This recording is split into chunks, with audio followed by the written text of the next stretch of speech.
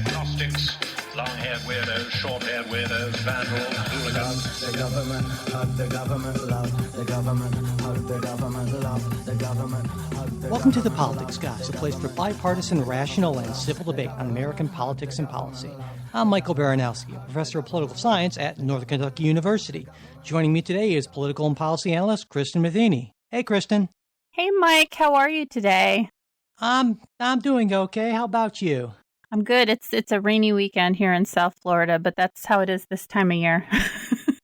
Before we get started, I want to thank our newest sustaining supporters on Patreon. That would be Dave and Evan. Thank you so much. And, Dave wrote in to say, I'm really glad to be able to help support the show. I found your podcast early last year. As our political climate has become increasingly toxic, the Politics Guys team has been an oasis in the desert for me. I crave political news and analysis, but have also grown weary of the negative partisanship. You're a constant reminder that political discourse can be done in a respectful and kind manner. I appreciate you and the team tremendously. And I thought that was really nice. So thank you, Dave. That's great to hear. And of course, as a Patreon supporter, you get, not only a second full-length episode every week, but ad-free versions of all of our shows, as well as other things at various levels of support. And this week, I should mention, in case I forget, that our bonus show, which will be airing on Tuesday for Patreon supporters, actually is going to be Ken and I are going to be talking about all sorts of court things. We recorded this on Friday a couple of days ago, so that would be, the 25th. Because, whenever I hear Ken and Trey, I find myself wanting to jump in and ask Ken a bunch of questions about things, and sometimes challenge him on some things. And I just couldn't help but, with everything going on with the courts, to jump in there, and he agreed to record with me. And we ended up doing sort of a mega show, really. I think it ended up being, well over an hour and close to 80 minutes. So we just kept on going. But anyway, I thought it was really pretty interesting, actually. We covered packing the court, judicial term limits, ending the filibuster, the effective end of Roe versus Wade, and actually an idea from the co-founder of the Federalist Society that both Ken and I really kind of like. And so that's a weird thing. Wow. But it was a great conversation. So check it out. If you're a supporter, it will be in your feed on Tuesday. If you're not a supporter, just go to politicsguys.com/support or patreon.com/politicsguys to sign up. And as always, if you want all this bonus content, but you cannot afford to financially support the show right now, it's totally not a problem. Just email me at mike@politicsguys.com, and I will make sure you get access to everything that we are putting out on the podcast.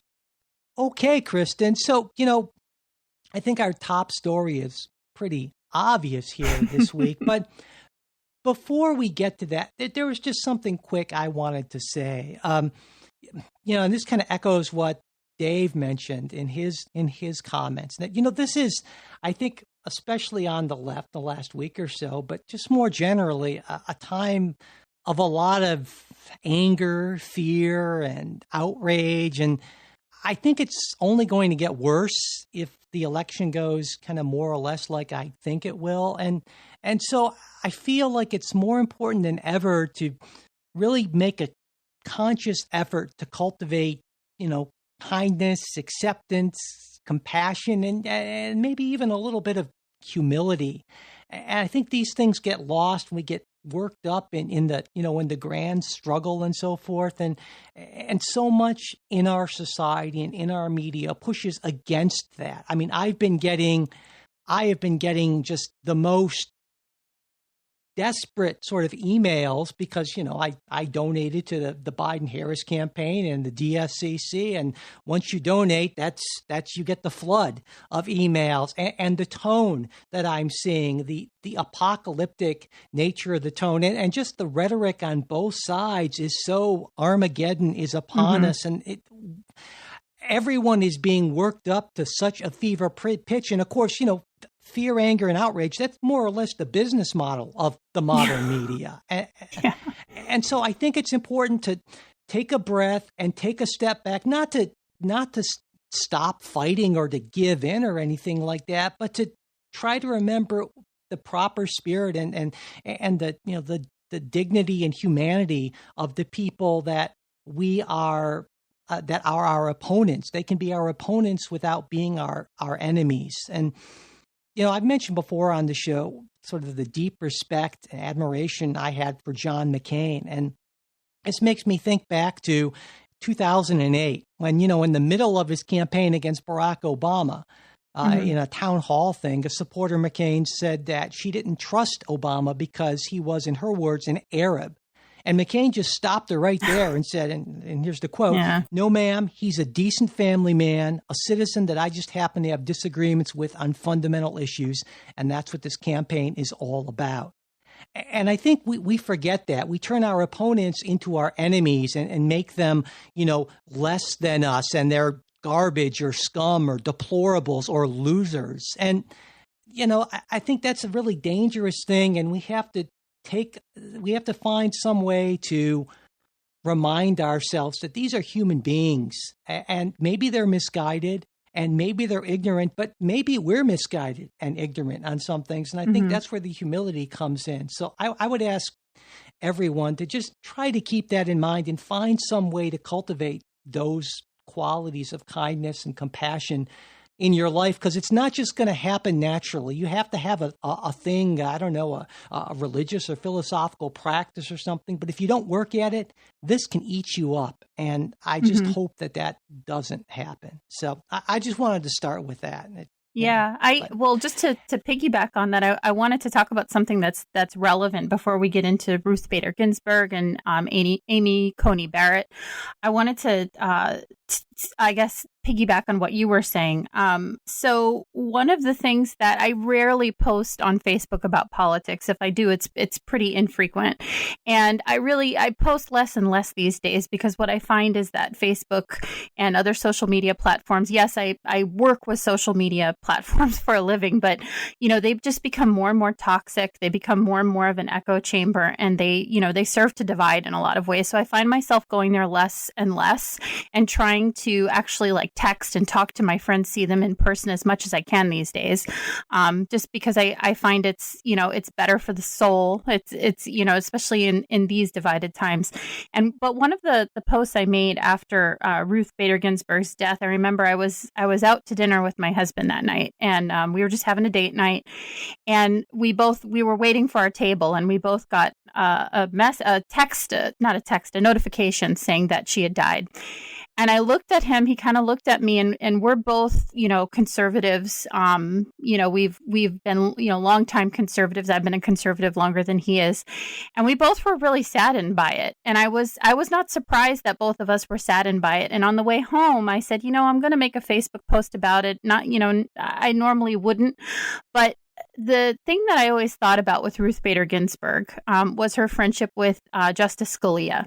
They had this close friendship, and they couldn't have been more opposite in terms of their judicial philosophy, in terms of what they personally believed in, their own biases, because it is important to remember that any Supreme Court justice, any judge, any person can't completely eliminate that bias from their experience and from their life. They bring it with them. But what was so beautiful and what I admired so much about Ruth Bader Ginsburg and about Antonin Scalia as well was that they maintained this friendship, and that it went beyond the bounds of politics and judicial philosophy. They were buddies. And I always found that so I don't want to say adorable I just found it so, I guess, beautiful. The fact that these two people who were thrust into the limelight could still be friends, even though they opposed each other in so many ways. And I think it speaks to the spirit of the politics guys. And I think it speaks to, everything you just said, the fact that we can really sort of take a lesson from Ruth Bader Ginsburg and her friendship with Antonin Scalia. She saw him as a person. He saw her as a person, and they came together. They saw the humanity. And I think that's what we lack so much. I mean, how many of us have lost friends just because of how we vote, not because of anything we said or did. So it's, it breaks my heart in a lot of ways, but I totally sign on to what you just said, Mike. I think it's beautiful. And, that's what I'm going to always remember about Justice Ginsburg. Yeah. All right. Well. With that said, I guess we should get right into that Yeah. the topic, Justice Ginsburg, and now we of course know Justice Ginsburg's at least presumptive replacement on the court. Yeah, so it was I guess it was an unintended segue, but it's a nice segue. So Justice Ruth Bader Ginsburg passed away on September 18th, and though everybody mourned, but she left a vacancy on the Supreme Court, and for the past week, there's been a lot of speculation, a lot of tension, reaching peak levels. I think it was pretty well known in both Republican and Democrat circles that it would be Amy Coney Barrett. I think people were assuming that from the start. There were a few other names, thrown into the mix. And so, of course, yesterday, and this is why we're recording the show on Sunday as opposed to Saturday, we were waiting to hear that announcement. And of course, President Trump announced that his nominee would be Amy Coney Barrett.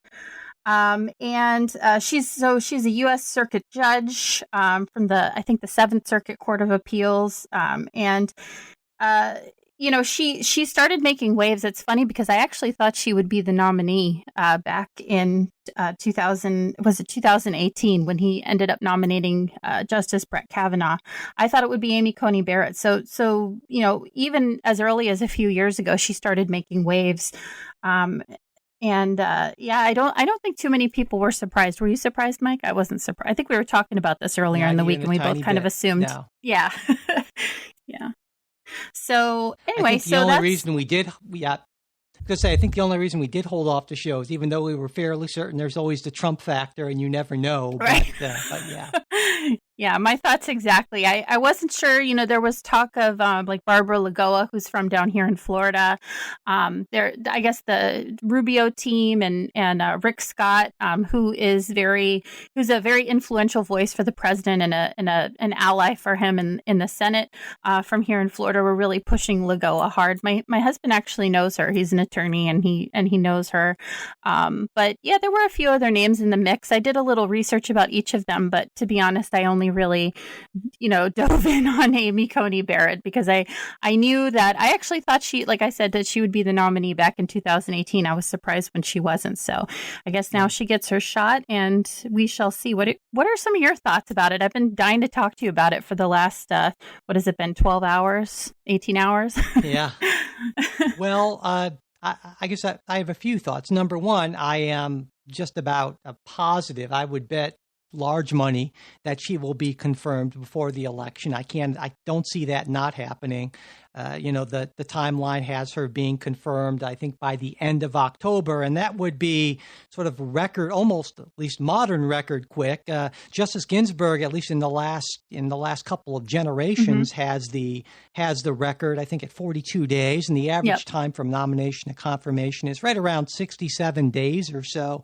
So, this would be around 30-something, 34 days, I think was the number I came up with. But, Lindsey Graham has said, even before a nominee was announced, that he was dead set on confirming whomever President Trump nominated. And of course, as many people have pointed out, that is a 180-degree reversal from what he said in 2016. Hold my words against me. We won't vote on a nominee in 2020. But that's politics, and I don't think that really surprised anyone. But I would say in Lindsey Graham's case, had he known that he would be in a political fight for his life, really his first close Senate election ever, I think that has definitely influenced his decision-making process. And so it's easy to say those things when there's nothing personal at stake for you. But when push comes to shove, I think Lindsey Graham decided that, well, I am not going to be seen as a sellout to the conservative cause when I am desperately fighting for donations and Harrison is swamping me in terms of fundraising. And so, hey, that's what I said is what I said, but I need to win re-election. That's the most important thing. So I think that's what's going on with Lindsey Graham. And I don't see there being any real possibility of her not getting confirmed on a essentially like 51 to 49 votes, something like that. So I don't think you see it any differently. To me, the big day is November 10th. And I say November 10th, and I think she'll be confirmed and on the court before that, because of course the court, sits the first Monday in October, but November 10th is the date that the court is scheduled to hear oral arguments in California versus Texas, and that's the Affordable Care Act case. So as long as she is on the court, on the bench by November 10th, she'll take part in those oral arguments, and she will be part of that decision. And that is going to be, I think, potentially a pretty big decision. Yeah, it's funny because I had somebody that I used to work with call me over this when it looked like it was going to be Amy Coney Barrett, because I used to work at a cable news company, and so I was tuned into this when Kavanaugh was going through everything he was going through, and his confirmation was going on. Even from the time he was announced, I wasn't expecting it to be him. I hadn't done any research on him, and so because I worked for a news company, I was just tuned into it like 24/7, just watching it, and of course this is what we talk about, where you can get sort of tunnel vision, and you can get I guess the job of the media is to gin up the American public and to get them fired up about things either for something or against something. And I just saw all the vitriol coming from both sides. And, I was talking to my friend, and she was saying, I remember that you were actually opposed to, because I had been talking to her about what happened with Justice Gorsuch and Merrick Garland, and she said, she's like, I remember when you were opposed to this. You said you were opposed to this back in 2016 when there was a vacancy on the court, when Judge Antonin Scalia, had left a vacancy on the court. His death had left a seat, and how you were opposed to what Republicans were doing, trying to stall it. So it's funny because I feel like one of the things that we lack, and you mentioned it when you talk about Lindsey Graham, basically saying exactly the opposite of what he said back in 2016. And it's true. I think one of the things that happens on both sides, it's just as is politics, is a lack of consistency and a lack of, sticking to your ideals and sticking to your beliefs. I get that people change, people change their minds, but I think more often than not, that's not the case with politicians and our elected officials. And so, hearing Lindsey Graham flip, and there are Republicans who have flipped, there are Democrats who have flipped their positions just based on what's going on in the world of politics right now. My position has been the same. I think that there needs to be a confirmation. I think it's the responsibility of whoever's in office to, nominate, and then let the Senate decide on whether or not that person should be the nominee. And I think that, like I said, consistency is really, really key. So my position hasn't changed. I think the Republicans, my own party, was totally wrong to do what they did back in 2016. And I think in this case, it's, President Trump is the president, and I think it's his job to, fill that spot. And if Democrats feel that spot should not be filled, then they should, vote accordingly in the Senate, and they should use it to their political advantage. But yeah, my thoughts haven't changed on that. I thought we were dead wrong in 2016. I really do. And I was vocal about it too, much to the chagrin of some of my conservative friends. I think from a strategic standpoint, that there's no savvier strategic mind in the Senate maybe than Mitch McConnell, for better or worse. I would say for worse, but I think McConnell expects that Trump's going to lose, and that the GOP will end up with maybe at best 50 seats in the Senate. And of course, that would, if that's the case, then that gives the Democrats, tie-breaking control. And there's no way, given that Mitch McConnell is going to give up a chance to install a third Trump justice on the court, especially when you look forward to 2022. Republicans are going to be defending 22 Senate seats compared to 12 for Democrats. And of course, anything can happen. But McConnell knows the odds. He knows what's going on. He can read the polls better than most people. And so he's got a plan for, I think, the very real possibility that his party doesn't control the Senate from January of 2021 until, January of 2025. So I think he's just doing the smart strategic thing for, his party and what, the kind of judges he wants to see installed. So that's kind of my take on that from a strategic standpoint. From a from a political standpoint, obviously this has been a major boost to the Democratic Party fundraising. They've Act Blue has taken in, well over, I think, $100 million in like hours or the days after Justice Ginsburg's death. It's not going to make, I don't think, much of a difference in places like, say, Kentucky. As much as I would love to see Mitch McConnell lose his seat, that's not going to happen. But, you have Lindsey Graham going on Fox News, which, getting basically unpaid ad time saying, lindseygraham.com, please, everyone hates me, donate money, desperately pleading, because that's what's going on. So this is, I think, in terms of the Senate contest, is a bit of a help for Democrats. And polling has been kind of, most people, I think, are already pretty decided. But what we see, at least to this point, is that this is energizing Democrats more than Republicans, which sort of makes sense given the context of what we're talking about. Yeah, it's funny because you've brought up Lindsey Graham a couple of times. I know so many Republicans who just loathe him for the same reasons that they loathe his friend John McCain. But in a lot of ways he's very, very different. And in one of the ways he's very, very different is that he's flip-flopped over the years. And I think it's so funny because with everything going on with Kavanaugh, that was sort of when you saw this like fundamental shift in Lindsey Graham, and he became like Lindsey Graham 2.0, which I hate using that phrase, but that's the first thing that comes to mind, is he became this like ardent Trump supporter. And so I think it rings disingenuous, I guess. And it doesn't ring true for a lot of Republicans. And I'm one. I don't know that I buy it. I think he's pretty much a dyed in the wool conservative Republican. He's never been my favorite. But I think a lot of people will go to the polls and vote for him because he's the only option. And he has name recognition, if nothing else.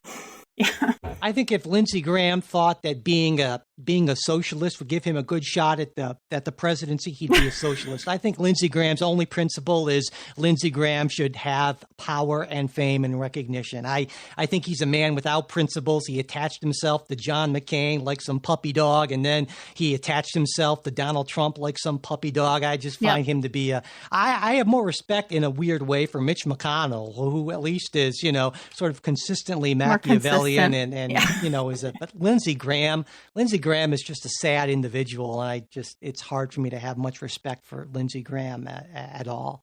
But in terms of policy, one of the big things that, of course, we're thinking about on the left is that this is the end of Roe versus Wade, and that's, I think, reproductive rights is a huge issue, because this summer in June Medical Services versus Russo, it was a 5-4 decision where the court overturned that law from Louisiana that required that doctors had admitting privileges to a nearby hospital if they're performing abortions, even if they're medical, just take a pill sort of abortions. And now with Barrett on the court, and I'm going to say that because I'm pretty sure that's going to happen. I don't think the people of praise thing is going to make much of a difference at all. It's just like whatever.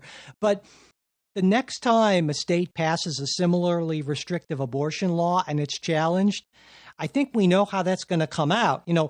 I still think that Chief Justice Roberts is going to side with the court's now 3 liberals, but I'm fairly positive, 98% plus positive, that there are going to be the 5 conservatives that say, you know what, we're not going to. I don't think Roe is going to be actually overturned, but I think it's going to essentially be overturned. There was a comment that Barrett made on Roe in 2016. She said, "I don't think abortion or the right to abortion would change. I think some of the restrictions would change. The question is how much freedom the court is willing to let states have in regulating abortion." And under this court, when Barrett takes the bench, I think basically the court is going to allow the states to have incredible freedom in restricting and regulating abortion, to the point where, and this is kind of a comment I made when I was talking with Ken, where effectively if you live in a Republican state and you don't live in a big city, your access to abortion is almost certainly going to be very, very constrained. And that's kind of my sense of it. Yeah, I looked at some of her past decisions, and I was reading some dissents. And back when she was being confirmed for her current spot as a circuit judge. She made mention several times. She clerked for Scalia, and she referenced him quite a bit. She sort of takes a lot of direction from his life and certainly his history in the Supreme Court. And I think that she has sort of come down on both sides. I mean, she's surely a conservative justice, and I think she'll decide accordingly. And I think she'll be a reliable conservative justice, much in the way that Kavanaugh has been a pretty reliable conservative justice. Gorsuch the same. But it's interesting because she brings a different component to things. She's a female, and she's a mother of 7, I believe. So, she brings. I think that kind of elicits more anger, and I think that's why we're getting some of the personal attacks. She's, like you said, she's referenced Roe versus Wade. I was going to bring that up, but I don't think that it's, again, you talk about the media sort of ginning up the American public and trying to ignite emotion and things like that. I don't think Roe versus Wade is necessarily going anywhere, but I think that she makes a really effective argument in that, I think Democrats have every right to be concerned, and even some Republicans, just anybody who is pro-choice, about, the Supreme Court now being able to chip away at reproductive rights and abortion as a policy issue.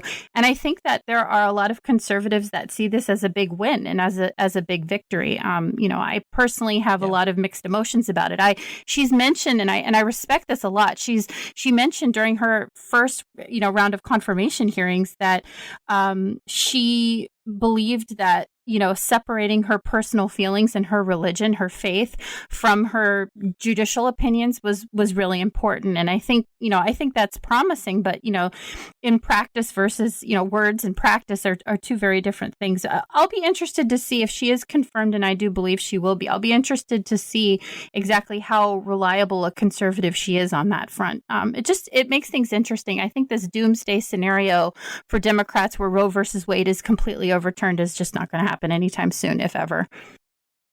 Well, I mean, and I think, though, it's going to be effectively overturned, by which I mean, even if Roe versus Wade were completely overturned, that wouldn't outlaw abortions. That would just leave it up to the states, because it would just basically be saying that there's no fundamental, reproductive freedom right, and states could essentially legislate as they want. And what the court's essentially going to say is states can basically do this under the guise of health and safety regulations, which, I mean, I think that it's hard to buy into that this is about health and safety, because, I mean, legislators have said essentially that it's not about health and safety. It's about preserving, potential lives, and this idea that, medical abortion, especially, which is take a pill and very early stages, and actually has a far lower complication rate than a whole bunch of procedures that are far less regulated. So, I think the courts just kind of wink, wink, nudge, nudge, fine, call it health and safety. And we're not going to question the motives of the legislature, even when,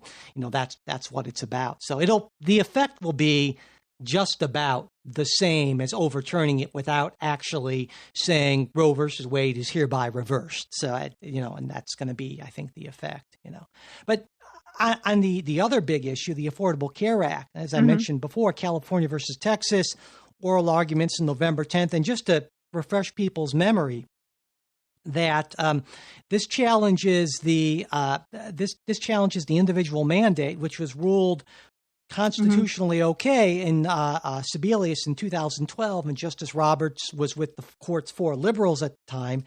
That's almost certainly going to be reversed in California versus Texas. But the big question then is the severability question, because the issue is whether or not then the entire Affordable Care Act can stand if you take away the mandate. And Justice Roberts has been pretty clear on the court should keep to its severability doctrine, which is essentially an argument for judicial restraint, saying is if there is any way we can keep most of what Congress wanted and just eliminate the stuff that's clearly unconstitutional, we should do that. It's again an argument for judicial restraint. And actually, Justice Kavanaugh has, in a number of cases, signaled some support for that as well. And so I think that there's a reasonable chance that when this comes up, that I expect Justice Roberts to stay with the courts, or to go with the court's now 3 liberals, Kagan, Sotomayor, and Breyer. And I wouldn't be surprised to see Justice Kavanaugh be kind of the swing vote and go actually with the 3 liberals and Justice Roberts and say, no, we should stick with our severability doctrine, and the Affordable Care Act actually can stand except for this individual mandate part, which we believe is unconstitutional. So I think there's a good chance of that actually happening. Yeah, really interesting. We have, it's funny because there are some big cases sort of in the pipeline. And I think that's part of the enthusiasm. I know that there's more enthusiasm on the left because I think it's seen as obviously more of a threat, and there's more of an emotional reaction going on because there are a lot of, particularly women on the left who really looked up to Justice Ginsburg. And, so I think they're seeing this as sort of a death knell in a lot of ways. But, it'll be important to see what she says. I know I'm going to be paying as much attention to the confirmation process as I was, with Justice Kavanaugh back in 2018. I'm going to be watching. I really want to hear what she has to say. The faith thing, I think there are a lot of personal attacks going on with her. I think they're wholly unwarranted. I'll just come right out and say it. I think when you attack someone personally, I think faith is something that should be questioned, but she's already been questioned about her faith and her the relationship between her faith and how she's ruled and the law in general. And so, I expect that to come up. I think it should come up. I think these are valid questions. I think they should come up there. But, the personal attacks, they're ridiculous, and I sort of push them aside. This is, what we're dealing with right now. And I'm going to be really, really interested to see her answers on some really substantive questions about, how she'll rule on things. I'm going to be watching. I'm not. She won't answer those. She won't answer those questions. You don't think so? No justice really. No, they never do. They say, I couldn't answer that. Let me tell you about my apple fritter recipe, or the last time I went fly fishing, or that's justice. No, none of this. This is all just worthless. The hearings. Come on. Lindsey Graham and the Republicans, we don't need a hearing. They would vote right now.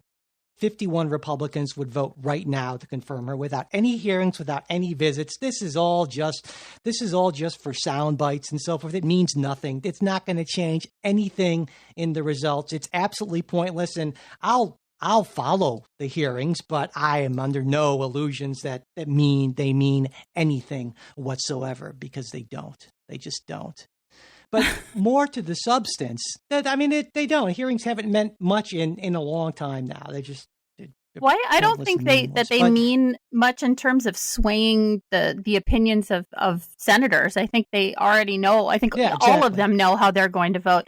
I'm interested because, she has a career on the bench of, I think, 3 years or almost 3 years. And, there have been other justices who had less experience. And I was interested to see what they had to say. People like Justice Kagan. She had no experience on the bench. She'd been nominated, but then became a law professor and a dean of a law school, I believe Harvard Law School. So, I am interested to see what she has to say, because, there isn't so much, information out there for us to rely on. Other justices have had these really storied careers, where you can read a lot of their dissents and you can, read their opinions on things. And with her, in a lot of ways, she's a bit of a mystery, more so than Kavanaugh. So I am going to be interested in what she has to say. I think just the opposite. I think because she's an academic and she's written extensively on the law, we actually know quite a lot about her. There aren't any surprises here. We know, I think pretty much both sides know exactly what we're going to be getting in Justice Barrett, and I'll just start calling her that because why the heck not? So it's not going to be a surprise that the hearings are going to be completely predictable and boring, and she'll be sworn in. But once she is sworn in, I want to point out this is about more than Roe or Obamacare, because last term, for instance, the court issued decisions in 63 cases. That's low, actually. It's tend to been in the mid 70s over the last decade or so. But of those, around 2/3 were not really close at all. So 7-2 or above, and those are the bulk of the decisions that aren't going to really change either way with this confirmation. but there were 13 5-4 decisions. So that's just over 20% of the court's rulings. And I looked at all those decisions, and by my reading, at least half of those would have likely gone the other way had a conservative been on the court in place of Ginsburg. So there are some pretty significant policy implications, and I'm fairly certain that Justice Barrett in those sort of cases would have ruled with the court's conservative wing. So this is going to make a big difference in a lot of policy areas, and it's certainly going to be something that Democrats are not going to like. I'm not going to like those decisions, and I'm disappointed that things turned out the way they did turn out. I would have. It was my fervent hope that Justice Ginsburg would have been able to live on past the election, but that didn't happen. And as much as I dislike it, Republicans are certainly well within their rights to go ahead and vote on a nominee, and that's what they're going to do. Yeah, I agree. Okay, so you want to move on to the second huge story this week, Kristen? Yeah. So the second story has a lot of different, a lot of different threads. And this is everything going on with the death of Breonna Taylor in Louisville. So just to refresh everybody's memory, in March of earlier this year in March, Breonna Taylor, a 26-year-old Black woman, was fatally shot by police officers during the execution of a search warrant at her apartment. So the officers, I guess some of the details surrounding what happened are obviously in question. They may or may not have knocked. They likely did not identify themselves. There's been some question as to whether or not they identified themselves. Probably not. Taylor's boyfriend or possibly ex-boyfriend fired shots at the officers, who then returned 32 shots, and they ended up fatally shooting Taylor in her apartment. Just to update you, this has been something that's been ongoing. There have been some investigations, and on September 23rd, so earlier this week, a state grand jury indicted one of the officers, Officer Hankison, on 3 counts of wanton endangerment. And this was for possibly endangering neighbors or a neighbor, and not necessarily what was going on within the apartment, while the other officers were not indicted. And so obviously this caused a huge backlash. The lack of an indictment for murder led to protests in Louisville and other cities across the country. And again, I've said, on this show that I think it's important to make the distinction between a peaceful protest and a riot. And so while these did begin peacefully, and of course there are ongoing peaceful protests, violence has escalated in some cities and in Louisville, and led to police declaring riots in some places.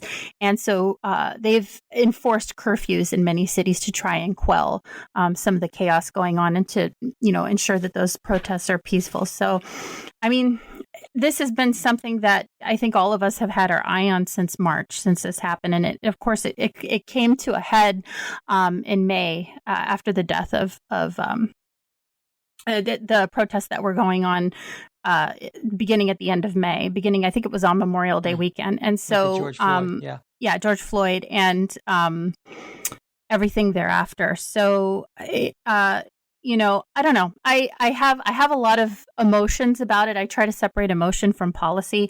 I think what happened was an absolute tragedy. I think we can take this in a lot of different directions. Ending no-knock warrants is one of the threads that a lot of people have talked about a lot lately. Systemic racism, especially within the police, within police ranks, and of course, just as a country, is something else that constantly keeps coming up and is being discussed. So I think we could talk about a lot of different things, but we've been watching this unfold since earlier this week. You and I were saying that on the day that it was announced that there would be an indictment, but it would be an indictment not for murder. We were both sort of fearing what would happen, and hoping that things would remain peaceful. And for the most part, they have, which of course is good news all around. Mm-hmm. Yeah, I think first off, that Kentucky Attorney General Daniel Cameron, who's a protege of Mitch McConnell's, he should have known that this was coming. And at the time that he announced the indictment, I think he should have also released information on the charging recommendations that were made to the grand jury, the racial and gender makeup of the grand jury, and also he should have given a promise to release all the evidence and testimony to the extent possible, given there any need to, obviously to protect the privacy of the members of the grand jury, which is important, and also to not compromise any sort of ongoing or future investigations. But he chose not to do any of that. And I think that's a major failing on his part. And I was wondering what you think about that. Yeah, I think that there were, I read a really interesting article, I think in the Wall Street Journal yesterday about, it was either Friday or yesterday, about the fact that there are all these questions surrounding the investigation and whether or not it happened too quickly. And I think there are some very valid, I think that there was this big push in Louisville to sort of, get this over with, to do this as quickly as possible. And with something like this, I mean, there are still a lot of questions surrounding this case. I was, reading some of the documents that were actually published. And I mean, there are questions as to whether or not this, the officers even identified themselves when they came into the apartment, which is cause for a lot of concern. If we don't even know, I mean, it was truly, by definition, a no-knock warrant, which is, again, I'm sure we'll talk about that. I have feelings about that. But there are even questions about how this went down. There were questions as of earlier this week as to how many shots were actually fired. I don't, some of the facts are still pretty hazy. And I think what that shows is a rushed, a hasty, or an incomplete investigation. And so there were a lot of important legal minds, conservative legal minds, liberal legal minds, who had questions about whether or not this investigation was rushed, why it was rushed, how politicized it was, and that, the state was under a lot of pressure to conclude this as quickly as possible. But, I was surprised. I thought that they should have taken longer. I thought that maybe they should have investigated the actual execution of the warrant a little more closely. I mean, ultimately, it's a tragedy. I was fearing the worst possible outcome, and this outcome is pretty terrible all around. Yeah, but I mean, my point is we don't know how thoroughly they investigated it because all of this evidence has been, I mean, maybe it wasn't a rushed investigation, but I think, to your point, I think it's hard for a lot of people to understand how, for instance, one shot from Kenny Walker, who says that the police didn't identify themselves and who was within his rights under Kentucky's, stand your ground law to protect himself in that residence, how that one shot results in a response of 32 shots from officers. Yeah. That's difficult to comprehend without any sort of context. Or I'm not saying that was necessarily wrong, but it's hard to understand. And it's hard, for instance, for people to understand, a lot of people to understand why the officers serving the warrant didn't have body cams on throughout that. And, it's hard, for instance, for people to understand why in so many jurisdictions throughout the country, including in Louisville, up until this point, there's no civilian review board that looks at officer-involved shootings. And so all of these things are important questions that aren't answered. In the absence of that, people are going to conclude what they're going to conclude. And it's the job, I think, of responsible government and responsible leaders to give people this information and so they don't have to speculate. And that is where I think Kentucky's Attorney General has fallen down on the job in just in a serious way. And I'm hugely disappointed in that.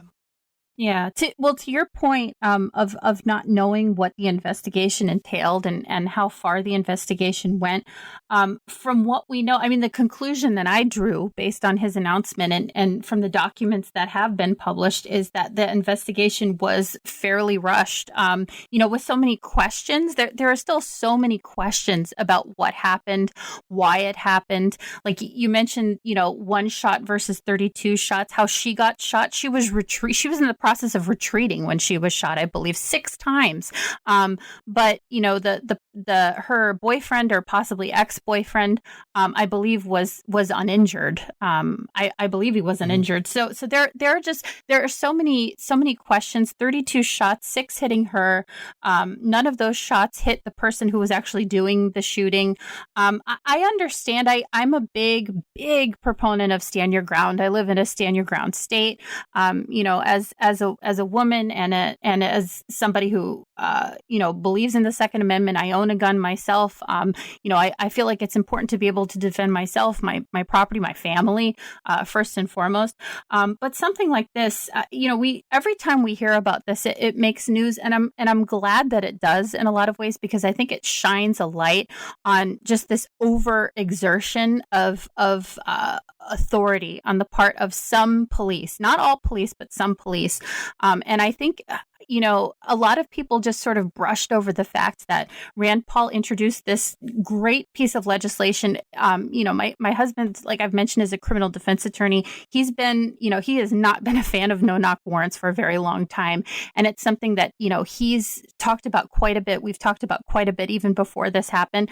But, Rand Paul introduced the Justice for Breonna Taylor Act earlier this year, which would effectively do away with no-knock warrants, which I think is awesome. I think if we could do away with that, again, it's not a cure-all. It doesn't necessarily mean that this situation would have been avoided, but it's not just this situation. This, deaths and injuries that occur because of no-knock warrants. I actually know somebody who personally, a longtime friend who was at home sleeping with his, in bed with his wife.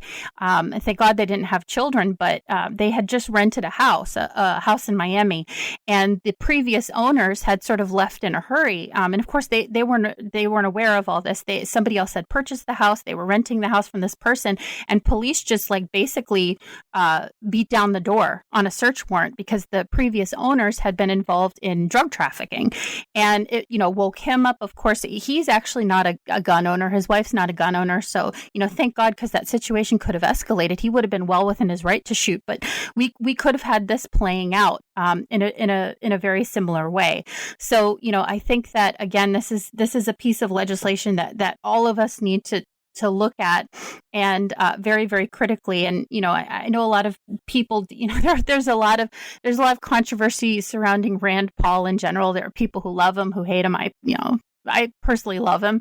But I think that this is a piece of legislation that we need to definitely consider. Again, I'm not saying this would have made this situation any better, or that it could have been avoided, but there's a possibility that it could have been, I guess, is what I'm trying to get at. Yeah, I agree, and I think this is where the body cam part of it is important as well. Huge. This summer, Louisville City Council passed a measure that would eliminate no-knock warrants, but also would require officers serving warrants to have body cams turned on before they go in. And because, of course, you can say, well, we've eliminated no-knock warrants, but then you depend on the police to actually, announce themselves before they serve the warrant. And it could become yes, he did, no, they didn't, that sort of thing, which is why I think the body cam part of it is so very important. And now this measure, this Breonna's law, has been introduced in Kentucky state legislature, and I'd love to see something along the lines of what Rand Paul introduced be on the national level, be part of a national police. I would actually make it a police support and reform bill, and I've talked about this before. I think it shouldn't all be sticks; it should be carrots, saying, "Hey, we're going to give departments significant funding. We're going to pay for the body cams. We're going to pay for the recording and storage for every single police officer in this country. We're going to pay for things like de-escalation training, and we're going to make sure that police officers are given the salaries and benefits that are commensurate with how incredibly dangerous their jobs are, so we can attract absolute best people and change the culture of policing." And I think that's what everyone should want. Yeah, we've had this conversation on the show before, but it comes up again, after everything going on this summer, everything that happened after Memorial Day. I've compared it to what's happening across the country and certainly in my state with teachers. The idea that if we pay teachers more, if we, increase the amount of money, not necessarily towards schools, but towards, teacher training, ongoing training, continued learning, giving them better resources in order to teach with, and just hiring more qualified people, sort of upping the qualifications, but then upping the benefits and paying our teachers more. Maybe this would be, something that would help our education system and help improve things. Certainly in my state, it's been talked about quite a bit. And I think it's, like you said, the same thing with police officers. And not just that, there's this mental health component that I feel like nobody wants to talk about with, anybody who most of us know somebody who's a police officer, was a police officer. Maybe we are, maybe you are a police officer. You've been, related. You've been married to one or whatever. I mean, you see it firsthand. I have lots of friends who are police officers, and what they have to deal with, it's not necessarily just physical harm. There's a mental component as well. And it's something that we ignore in the same way we ignore mental health. And I'm glad we're shining a light on what's going on with veterans, but police officers often experience PTSD. They deal with, some of the worst of society, but situations that would break anybody else mentally. I don't think I could do it. I give police officers so much credit. And there are so many of them out there who are incredible people, who are, following their training. They're trying to better themselves. They go out and they do a tremendous job. But when situations like this come about, you can't help but think if we invested in the training, if we invested in things like body cams to protect them as much as to protect the people, upon whom they're executing a warrant or whatever. But if we also increased the amount of funding for mental health programs, for supporting families of police officers, of fallen police officers, I just think that would do tremendous things to help the morale. And we could, again, not necessarily avoid situations like this, but possibly hire people with, better critical thought processes. And maybe, with better training, we could avoid some situations like this. And I think that combined with the no-knock warrant legislation could be, a game changer in a lot of ways. I would love to see that. Absolutely. Yeah. I think before we go, we have time. At least I would hate to not talk about what I think is a fairly important story that sort of got buried understandably, underneath these two enormous stories. But I feel like we'd be remiss if we didn't at least cover, to a certain extent, the story about the FDA vaccine approval process that came out this week. Yeah, that was the story I was kind of hoping we'd get to, even if we got to it quickly, because it's something I followed, and I love anything having to do with science and politics mixing. So, I wanted to bring up that there was a great article in Stat. I think it was first published like August 31st or something like that, and then it was republished twice in September. Reason picked it up. A couple different publications picked it up. So this great Stat article made this really bold assertion that was based on a Harris poll, and it has sat with me for the last month or so. 78% of Americans worry that the COVID vaccine approval process is subjected to politics, being driven not by science, but by politics for the most part, which of course I absolutely think is the case. And again, I mentioned this was from a Harris poll. The interesting thing, though, was that the results were bipartisan. So majorities of both Republicans and Democrats had fears that politics were creeping into this period of vaccine testing and the approval phases. And of course, this is all happening during a heated election season. There's an election coming up on November 3rd. So, I think it's kind of a no-brainer, and these are bipartisan feelings. And so in spite of this, the same poll also found, and I thought this was even more interesting, that 68% of respondents believe that the FDA would approve a vaccine that was safe, and 67% would opt to be vaccinated right away, like as soon as the vaccine became available. 62% said that they'd likely vaccinate if it becomes available before the election. So, of course, the big question is whether or not it's being politicized, by whom and why. I mean, we kind of know the answers to that, don't we, Mike? Yeah, I think we do. My main concern is the president's repeated assurances that there will be a vaccine before the election. And I think that's clearly, in my view, politicizing this. And that's not to say, I think there was a way for Donald Trump to approach this that wouldn't have caused, at least to the same extent, people to doubt it. If he could have said, Operation Warp Speed will result in this totally safe, incredibly safe, effective vaccine. It's going to be far quicker than anything else we've ever seen in the history of medical science. All that's true without promising a date or a timeline. But as soon as we are absolutely sure that it is safe and effective. And he could have left it at that, but that's just not how he operates, essentially. And as you point out, that has potentially huge public health ramifications, because let's say, half of the public only feels comfortable getting a vaccine. One poll I saw said that maybe around only half of people, I think it was Pew Research said that around then. And we know that even a very effective vaccine is probably not going to be more than 70% or so effective. So that, if my math is right, that puts us at around 35% of the population with vaccine-based immunity.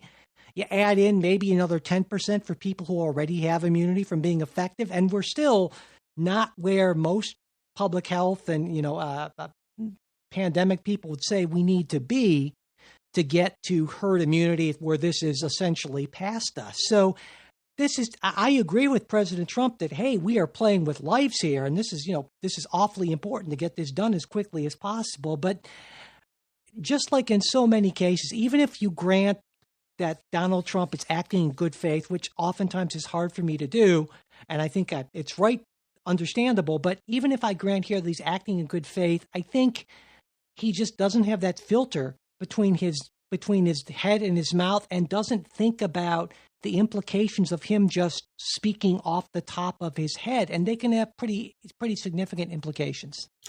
Yeah, it's hard, just as somebody who's not a part of the medical community, but who has a lot of friends who are part of the medical community. It's hard to kind of reconcile these two mixed messages. And so I think that it's funny because reading this stat article, and of course I've seen polls, that vary a little bit, but kind of the overarching message here is that there are a lot of Americans who would jump to get the vaccine. I mean, whether it's, 55%, 67%, 62%, there are a lot of Americans that would jump to get this vaccine as soon as it was available. And I'm not saying it's right or it's wrong. I'm not part of the medical community, but we're getting these two completely different messages, and they're very, very mixed, from a lot of people in the medical community, certainly friends of mine who have been involved in things like vaccine research and public health policy. One of my best friends was a public health official in the Tampa area for a long time. I think that, a lot of them have genuine concerns about the safety of a vaccine. Some vaccines are worked on over the course of years, decades, before they're deemed safe. And there's this extensive testing process. Of course, then there's this sense of urgency. You want to, obviously, like you said, Donald Trump mentioned, not playing with lives, and we still haven't beaten this thing, and so there are a lot of people who are at risk. So people with comorbidities, they're going to need that vaccine, and it probably is better to err on the side of caution and get the vaccine. But there are so many concerns about safety, especially for the general public and for children. I've heard a lot of doctors come out and say that they have concerns about getting children vaccinated against this disease, since it seems to not affect them in the same way that it affects adults. But then on the other hand, we have politicians who, it's an election year. I really think that if it wasn't an election year, we just wouldn't be seeing this sort of push. And I think that's the clincher, and the fact that we need to isolate is, do you think that if it was not necessarily a heated election year, right before a big presidential election, would we see the same, I guess, political push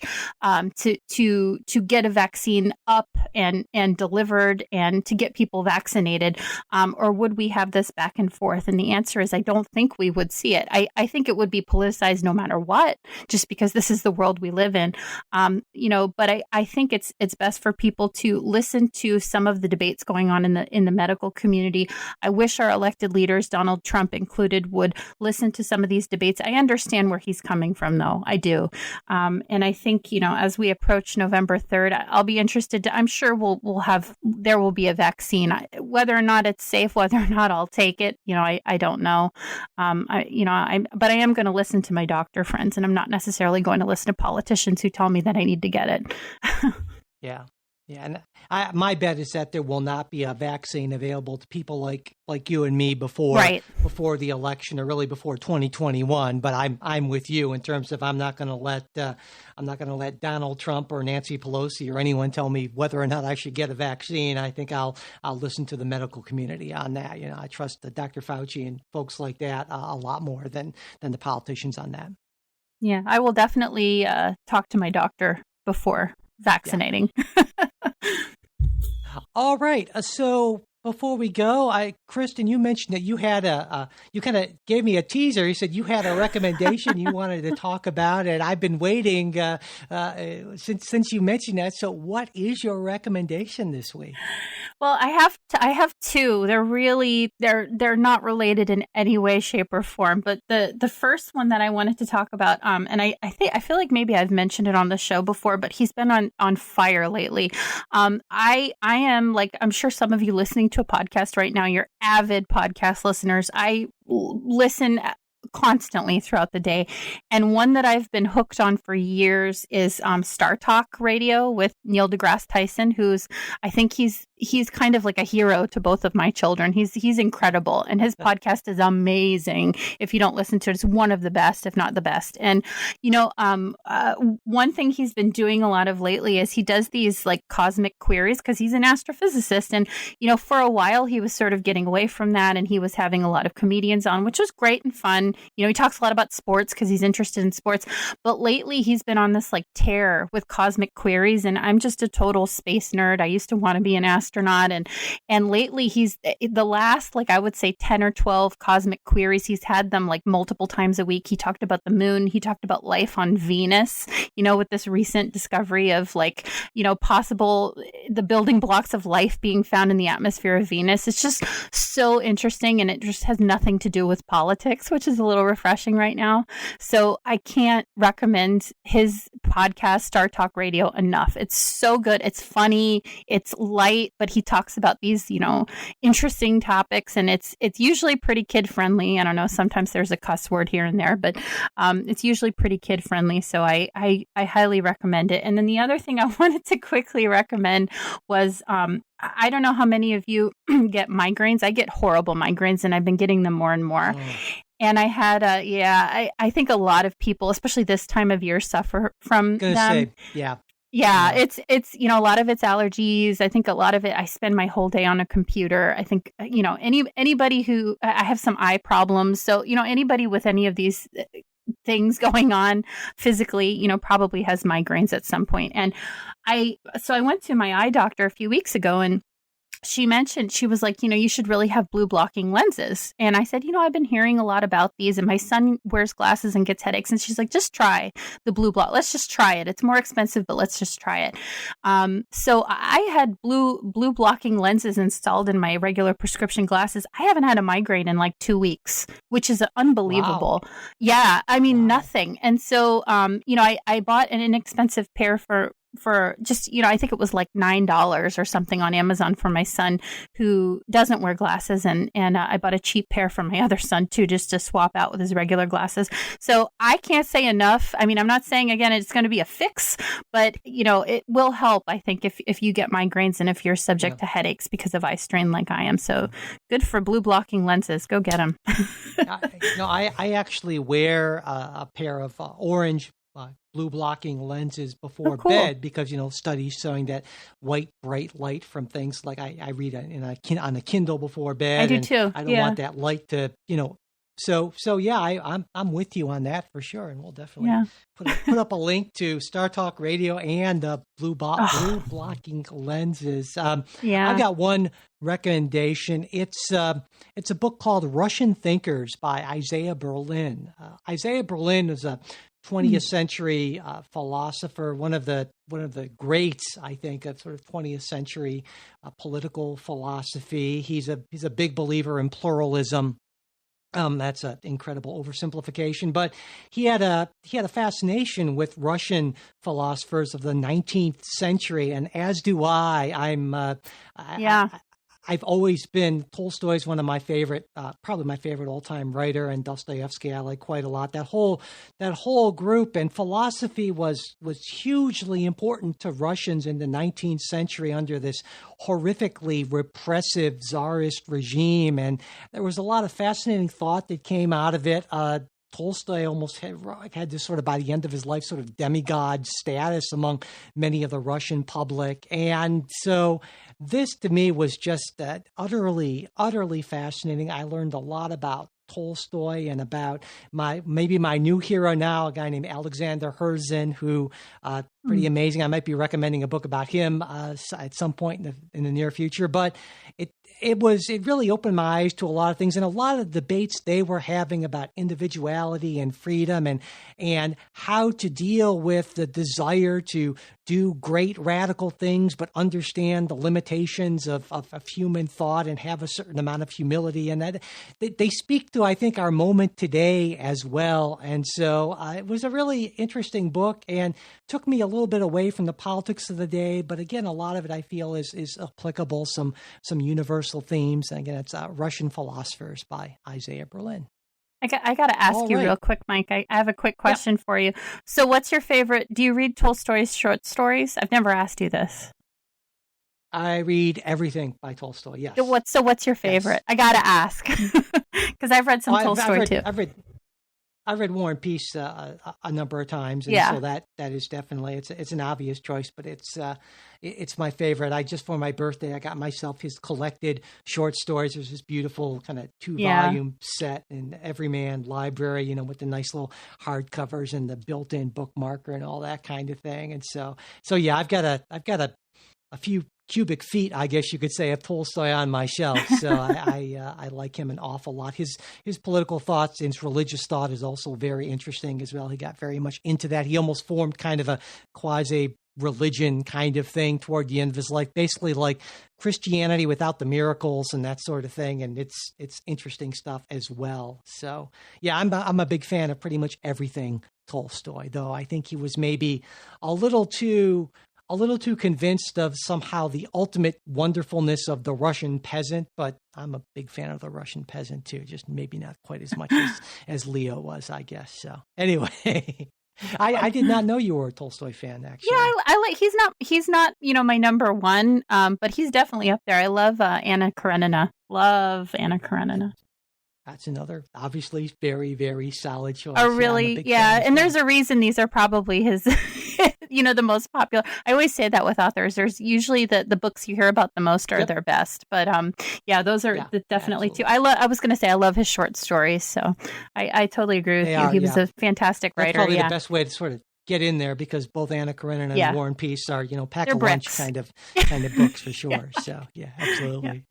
All right. Well, that is it for today. But again, if you want a second full-length episode every week and you want to hear the special mega episode that Ken and I did about all things SCOTUS related, well, just become a supporter on Patreon. Go to patreon.com/politicsguys. And also remember, again, if you can't afford to become a supporter, but you want all that stuff, just email me, mike@politicsguys.com, and I will get you all set up. And something that doesn't cost you anything, and then we really would appreciate, is subscribing to the show, leaving ratings and reviews, and especially sharing episodes on social media. That really does make a big difference. And if you want to just more generally get in touch with us with a question, comment, correction, what have you, screed, I don't know, whatever, mail to politicsguys.com, and be sure to check out our Bipartisan Politics subreddit, as well as our Facebook page, and we are on Twitter as well at Politics Guys. The executive producers of Politics Guys are Bruce Johnson, Wilma Moreno, Andra Masker, Daniel Toe, Chris Wilkerson, and Nathan Sosnowski. We'll be back with a new show next week. We hope you'll join us.